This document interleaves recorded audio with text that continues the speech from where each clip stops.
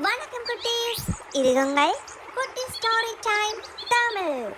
இன்று ஒரு அழகான கதையை கூற உங்கள் நண்பன் குட்டி சிட்டு வந்துள்ளேன்.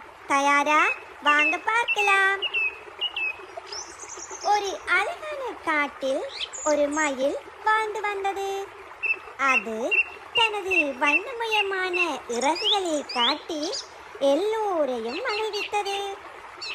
ஒரு நாள் மயில் ஒரு சின்ன பறவையை பார்த்தது.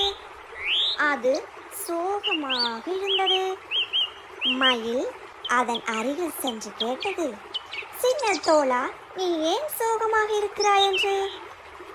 அதற்கு சின்ன பறவை கூறியது, நான் வண்ணமயமாக இல்லை. எல்லா பறவைகளும் என்னை பார்த்து ஏளனமாக சிரிக்கிறார்கள் என்று.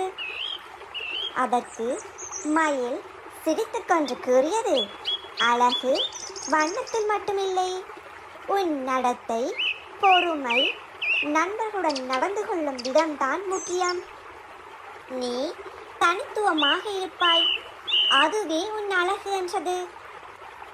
சின்ன பறவை சந்தோஷமாக சிரித்தது.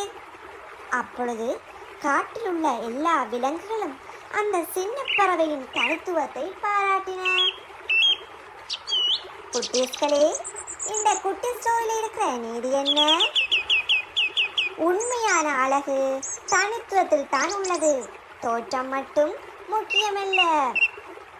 கதை பிடிச்சிருந்தால் லைக் பண்ணுங்க.